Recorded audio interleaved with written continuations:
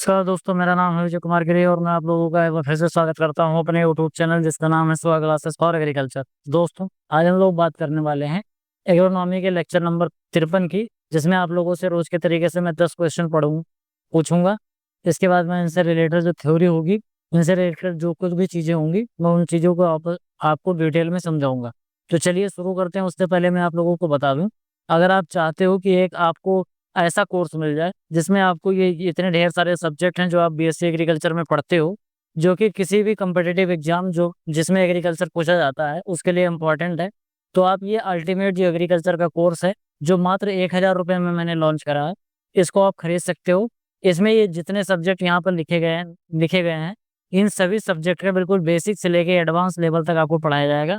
कोई भी one day exam है जो कि एग्रीकल्चर से रिलेटेड है, जिसमें एग्रीकल्चर पूछा जा रहा है, चाहे वो किसी स्टेट का हो, चाहे सेंट्रल गवर्नमेंट का एग्जाम हो, सभी एग्जाम को एक साथ ही यहाँ पर कंपाइल करके पढ़ाया जा रहा है। इसमें आपको वीडियोस मिलेंगे जो कि बाइलिंगुअल होंगी, इसके साथ साथ आपको नोट्स भी मिलेगा।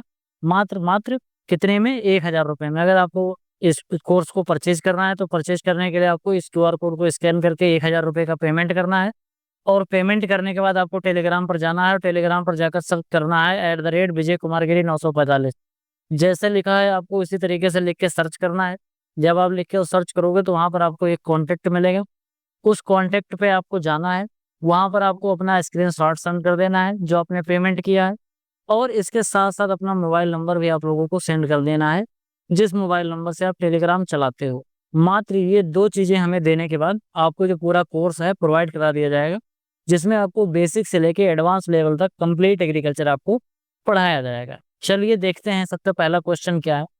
What is the family of cotton? सबसे पहला क्वेश्चन है, फैमिली क्या है कॉटन की, यानी कि कपास की फैमिली क्या है? पोएसी फैमिली है, मालवेसी है, फेवेसी है, या फिर सोलेनेसी? तो इसमें जो आपका राइट आंसर हो जाएगा वो आपका हो जाएगा option number B, Malvaceae. Malvaceae family का ये भी होता है, और इसके साथ साथ आपका जो ओकरा होता है जिसको हम बोलते हैं भिंडी, ये भिंडी भी आपका मालवेसी फैमिली से ही बिलोंग करता है। जो कॉटन होता है, cotton belongs to the Malvaceae family which includes other fibre crop. जैसे मैंने बताया था कि जूट जो होता है ये भी एक तरीके का फाइबर क्रॉप होता है, और इसके साथ साथ जो कॉटन होता है ये भी एक तरीके का फाइबर क्रॉप होता है। This family is known for its characteristics flower with 5 petals. इसकी जो पत्तियां होती हैं उसमें 5 पेटल होते हैं। 5 पेटल समझते हो? 1, 2, 3, 4 और 5। ये पत्तियां जो होती हैं, जो रंग बिरंगी पत्तियां होती हैं, ये 5 होती है। तो चाहे वो ओकरा हो, इसमें भी 5 पत्तियां होंगी, चाहे वो कपास हो, इसमें भी 5 पत्तियां होती हैं, क्योंकि जो मालवेसी फैमिली होती है उसके जो फ्लावर होते हैं उसमें 5 पेटल पाए जाते हैं। ये आप लोगों को याद कर रखना। अदर क्रॉप्स इन मालवेसी ओकरा और हिबिस्कस। हिबिस्कस रोजा साइनेंसिस, जिसको हम बोलते हैं गुड़हल, गुड़हल होता है। ठीक, ये लाल लाल फूल होता है, ये माता जी को चढ़ाया जाता है, दुर्गा जी को। ये गुड़हल का फूल होता है। Cotton in this family is grown as annual crop for fibre production. जो कॉटन होता है ये एक तरीके का एनुअल क्रॉप होती है जिसको फाइबर प्रोडक्शन के लिए ग्रो किया जाता है। मालवेसी जो फैमिली होती है वो diverse agriculture uses globally use करी जाती है। ठीक, चलिए आगे देखते हैं अगला क्वेश्चन क्या है। How many species of cotton are cultivated globally?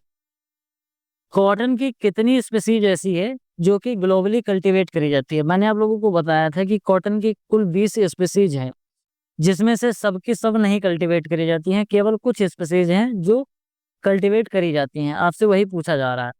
10 species का कल्टीवेशन होता है, 4 का होता है, या 20 के 20 का होता है, या फिर 8 का होता है? तो आपका जो राइट आंसर है वो हो जाएगा ऑप्शन नंबर बी, बोले तो 4। 20 में से केवल और केवल 4 ऐसी स्पेसीज हैं जिनकी कल्टीवेशन होती है। Out of 20 cotton species only 4 are cultivated. जैसे gossypium hirsutum, gossypium barbadense, gossypium arboreum, gossypium herbaceum. ये याद कर लेना, हिरसुटम, बार्बाडेंस, अर्बोरियम और हर्बेसियम।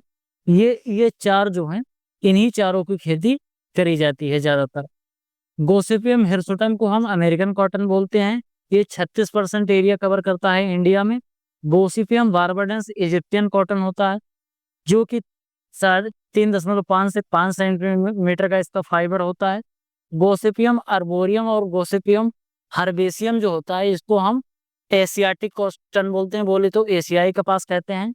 India uniquely grow all 4 species on a commercial scale. मैंने आप लोगों को बताया था कि पूरे दुनिया में केवल भारत ही एक ऐसा देश है जहां पर ये चारों स्पीसीज ग्रो करी जाती हैं, चाहे वो गोसिपियम हिर्सुटम हो, चाहे वो गोसिपियम बारबडेंस हो, चाहे फिर वो गोसिपियम आर्बेरियम हो, और चाहे गोसिपियम हर्बेसियम हो।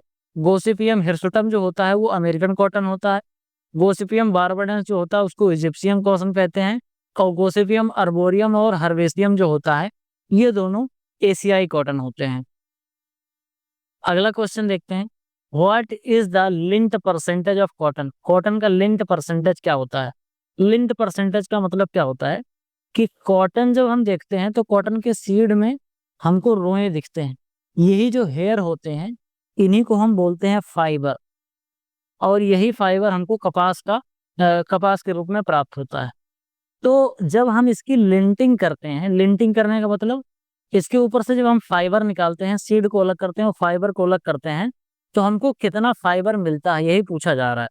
यानी कि अगर हमने 100 किलो ले लिया तो उसमें से कितना फाइबर निकलेगा और कितना सीड निकलेगा, 33%, 50%, 25% या फिर 40%। तो इसमें जो आपका राइट आंसर है वो है ऑप्शन नंबर ए, बोले तो 33%। Lint percentage in cotton is found 33%, referring to the fibre portion. ये फाइबर पोर्शन केवल 33% होता है, बाकी जो आपका 67% जो होता है, 67% आपका जो ये होता है वो क्या होता है, सीड होता है। इतने में सीड केवल पाया जाएगा, 33% आपका रेसा निकलता है। The remaining portion consist of seed and other minerals materials. Lint percentage very depending on the cotton variety and growing condition. किस तरीके की कंडीशन में ग्रो किया जा रहा है और कॉटन की कौन सी वेराइटी है उस पर भी डिपेंड करता है कि लिंट परसेंटेज कितना होगा। ऑन एन एवरेज जो स्टैंडर्ड होता है वो 33% लिंट होना चाहिए। Higher lint percentage is a desirable trade in cotton breeding program. जब हम कॉटन की ब्रीडिंग कर रहे होते हैं तो मैंने आपको बताया था कि एक आइडियोस्कोपिक प्लांट होता है, एक आइडियल प्लांट होता है जिसको डोनाल्ड ने इसका कॉन्सेप्ट दिया था। तो जब हम कोई भी प्लांट की ब्रीडिंग कर रहे होते हैं तो हम अपने दिमाग में ये बना के चलते हैं कि इस प्लांट में हमको कौन सी चीज लानी है। जैसे राइस में हम क्या लाते हैं, जब राइस की हम ब्रीडिंग करते हैं तो हम ये लाते हैं कि राइस का जो पौधा हो वो गिरे ना, यानी कि लॉजिंग प्रूफ हो, इसके साथ साथ एसिडिटी को सह जाए, इसके साथ साथ सुगंधित हो, चावल पतले और लंबे हो। ये सभी कैरेक्टरिस्टिक्स होते हैं जो एक ब्रीडर ध्यान में रखता है जब वो राइस की ब्रीडिंग करता है। उसी तरीके से जब कपास की ब्रीडिंग हो रही होती है तो लिंट परसेंटेज बहुत ज्यादा इंपॉर्टेंट है, क्योंकि ये जो लिंट परसेंटेज है यही हमारा इकोनॉमिक जो उत्पाद है वही है मेन। कहने का मतलब कपास से हम जितना ज्यादा फाइबर निकाल पाएंगे उतना ही हमारे लिए वो फायदेमंद होगा। इसके साथ साथ गिनिंग होती है। After ginning lint is spread from seed from textile production. जब हम गिनिंग कर लेते हैं और लिंटिंग कर लेते हैं, गिनिंग और लिंटिंग करने के बाद फिर ये हमारा जो कपास होता है वो टेक्सटाइल प्रोडक्शन के लिए चला जाता है। यानी कि जब हम इसमें से रेशा निकाल लेते हैं और इसकी गिनिंग कर लेते हैं उसके बाद फिर हम इसको भेज देते हैं फैक्ट्री में, वहां पर इसके कपड़े बनाए जाते हैं। What is the oil content of in cotton seed. जो कॉटन का सीड होता है इसके अंदर तेल बहुत पाया जाता है। क्वेश्चन ये पूछा जा रहा है कि ऑयल कितना परसेंट पाया जाता है, 10 से 15%, 14.5 से 25%, 30 से 35% या 5 से 10%। आपका जो आंसर है वो है 14.5 से 25%। 14.5 से 25% के आसपास इसके अंदर ऑयल पाया जाता है। Cotton seed content 14.5 to 25.6% oil use for edible and industrial purpose. इसको एडिबल और इंडस्ट्रियल पर्पज दोनों के लिए यूज किया जाता है।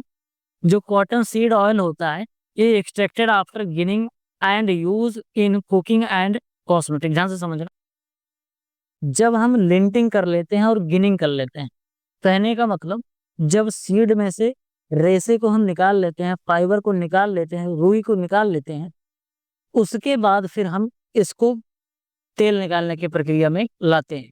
वहां से तेल निकालते हैं और उस तेल का हम कुकिंग में इस्तेमाल करते हैं और कॉस्मेटिक के सामान बनाने में इसका यूज किया जाता है। The oil content varies based on the cotton species and the seed quality. Seed की क्वालिटी कैसी है, कॉटन की कौन सी स्पेसीज है, इस पे भी डिपेंड करता है कि ऑयल परसेंटेज कितना होगा। India utilize cotton seed oil is a major source of vegetable oil. जो हम वेजिटेबल ऑयल खाते हैं, आप लोगों ने देखा होगा वनस्पति तेल लिखा होता है या फिर रिफाइंड वेजिटेबल ऑयल लिखा होता है, उसमें पाम ऑयल और कॉटन ऑयल ये दोनों बहुत ज्यादा मिलाया रहता है। By product cotton seed cake is use cattle feed. जो इसकी खली होती है, जो कपास की खली होती है, कपास के सीड को जो तेल निकाल लेते हैं तो उसकी जो खली बचती है, ये खली को क्या करते हैं, हम इसको जानवरों को खिलाते हैं।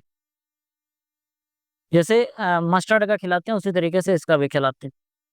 What is the toxic compound present in cotton seed. Cotton seed के अंदर कौन सा टॉक्सिक कंपाउंड पाया जाता है, साइनाइड पाया जाता है, गॉसिपोल पाया जाता है, अल्कलाइड पाया जाता है या फिर टैनिन पाया जाता है।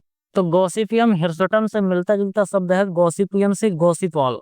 तो गॉसिपॉल जो है ये एक तरीके का क्या होता है, एक तरीके का टॉक्सिक कंपाउंड होता है जो कि कॉटन के सीड के अंदर पाया जाता है। Gossypol is a toxic phenolic compound found in cotton seed, harmful to human and animal। Human और एनिमल के लिए ये काफी ज्यादा हार्मफुल होता है। It affect the nutritional value of cotton seed meal if not remove. अगर गॉसिपॉल को हम रिमूव नहीं करें, इसको रिफाइन नहीं करें, डायरेक्ट ही खा लें, तो ये हमारे लिए बहुत ज्यादा हानिकारक हो सकता है।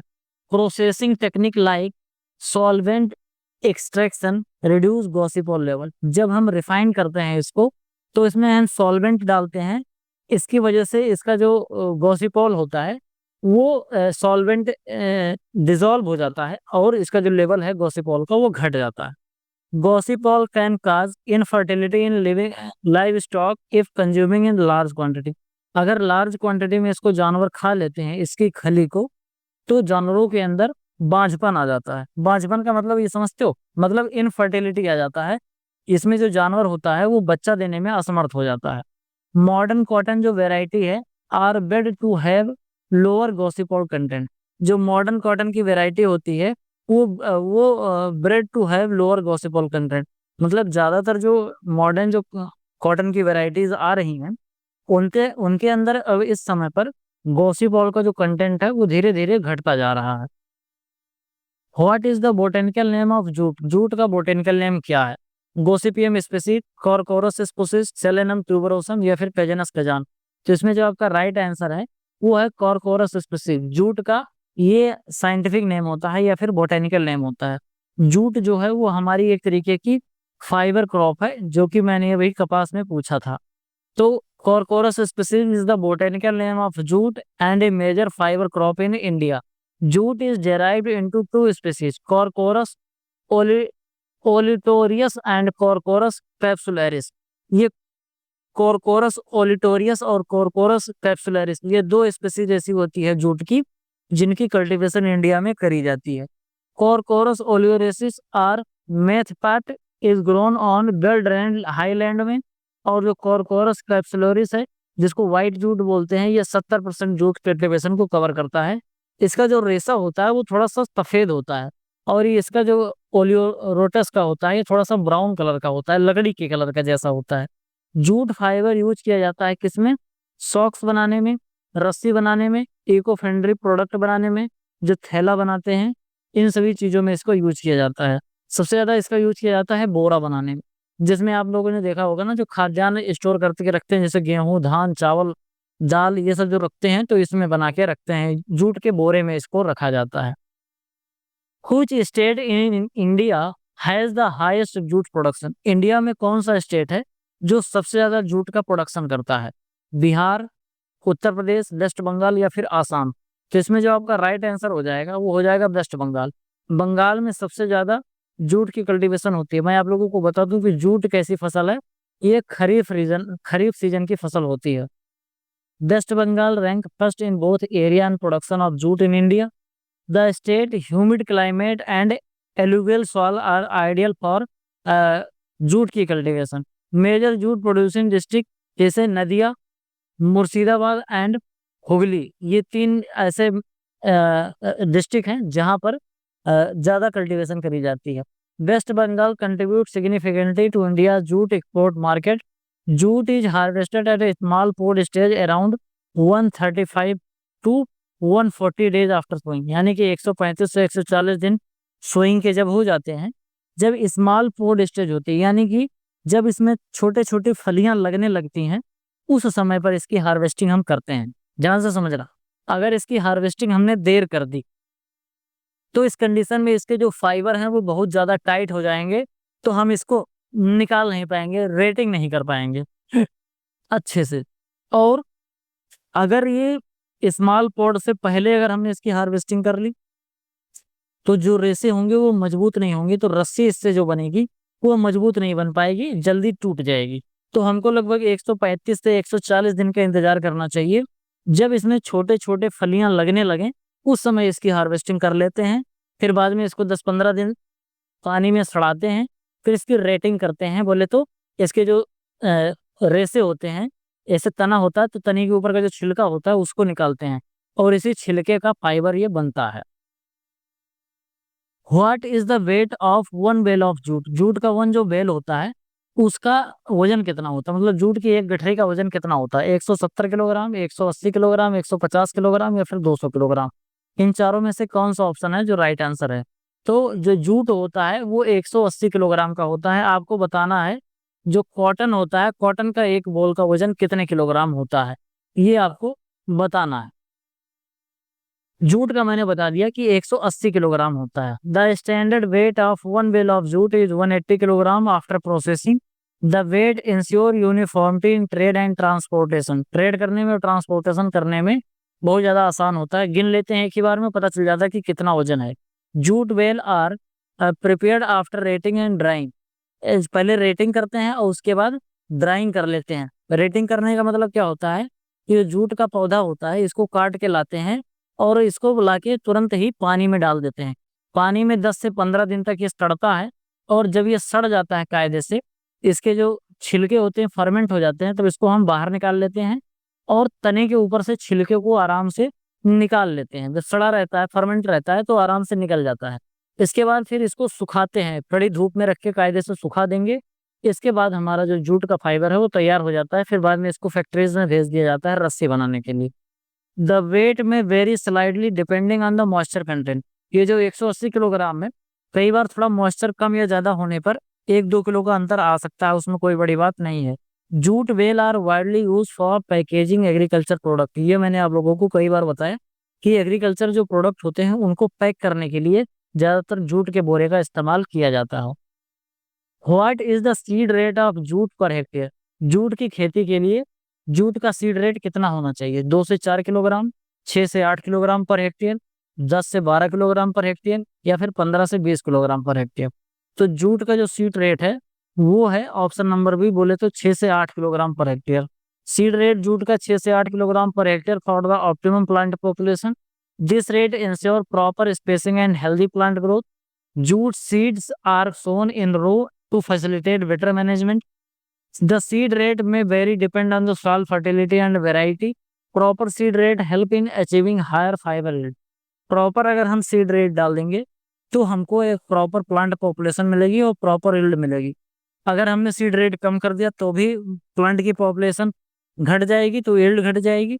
और अगर हमने सीड रेट ज़्यादा कर दिया तो प्लांट की पॉपुलेशन बढ़ जाएगी, तो हमको अच्छी क्वालिटी का फाइबर नहीं मिलेगा और पर प्लांट में फाइबर की यील्ड भी हमको घटी हुई मिलेगी। What is the optimum temperature for rating jute? Jute की रेटिंग के लिए ऑप्टिमम टेम्परेचर कितना होना चाहिए? 20, 34, 40 डिग्री सेंटीग्रेड या फिर 15 डिग्री सेंटीग्रेड? तो आपका ऑप्शन है 34 डिग्री सेंटीग्रेड। यानी कि जो पानी में रखो, पानी थोड़ा सा ऐसे नॉर्मल कंडीशन जो होता है, मतलब थोड़ा सा पानी जो हल्का सा गुनगुना टाइप का पानी होता है, मतलब ऐसे समझो आप सीधे ले जाके पानी में फेंक दो। जो एनवायरमेंटल कंडीशन होती है यूपी, बिहार और पश्चिम बंगाल की, वही उतना टेम्परेचर होता है 34 डिग्री सेंटीग्रेड। इसमें ये रूटिंग आराम से इसमें हो जाती है। Retting microbial process loosen fibre by decomposing pectin. इसके अंदर जो पेक्टिन होती है वो थोड़ी सी डिकम्पोज हो जाती है, जिससे कि छिलका जो है जूट का वो आराम से निकल जाता है। ये जो छिलका होता है इसी को हम बोलते हैं fibre. Slow moving clear water at this temperature enhance rating quality. थोड़ा सा पानी अगर बह रहा है, मतलब नदी में डाल दोगे, पानी थोड़ा थोड़ा बह रहा है और टेम्परेचर 34 डिग्री सेंटीग्रेड है, तो बहुत अच्छे तरीके से रेटिंग हो जाएगी। रेटिंग के लिए 8 से 30 दिन, जैसे मैंने बोला था अभी 10 से 15 दिन, तो कई कई बार टेम्परेचर अगर बहुत कम है, जैसे टेम्परेचर आपको मान लो 20 मिल रहा है या 24 मिल रहा है, तो रेटिंग का टाइम बढ़ जाता है, 30 दिन तक हो जाता है। वहीं अगर टेम्परेचर मान लो 40 डिग्री सेंटीग्रेड तक मिल गया, तो 8 ही दिन में आपका रेटिंग कंप्लीट हो जाएगी। Proper rating ensure high quality jute fibre for industrial use. अगर रेटिंग अच्छे से नहीं हो पाएगी तो हमको एक अच्छा फाइबर नहीं मिलेगा। रेटिंग कम हुई तो फाइबर ज़्यादा मजबूत नहीं होगा, चिपका हुआ फाइबर होगा। अगर रेटिंग ज़्यादा हो गई तो फाइबर की जो क्वालिटी है वो रिड्यूस हो जाएगी, मतलब टूट जाएगा, फाइबर सड़ जाएगा ज़्यादा, तो टूटने लगेगा। तो आज की वीडियो में इतना ही। आई होप आपको वीडियो पसंद आया होगा। वीडियो पसंद आया हो तो वीडियो को लाइक करें, चैनल पर पहली बार आए तो चैनल को सब्सक्राइब करें, हमें फाइनेंशियली जरूर सपोर्ट करें, अपने दोस्तों के साथ चैनल को शेयर करें। बाकी आपके जो भी सुझाव हैं कमेंट बॉक्स में जरूर लिखें। मिलते हैं किसी दूसरी वीडियो में, तब तक के लिए इजाज़त दीजिए। धन्यवाद।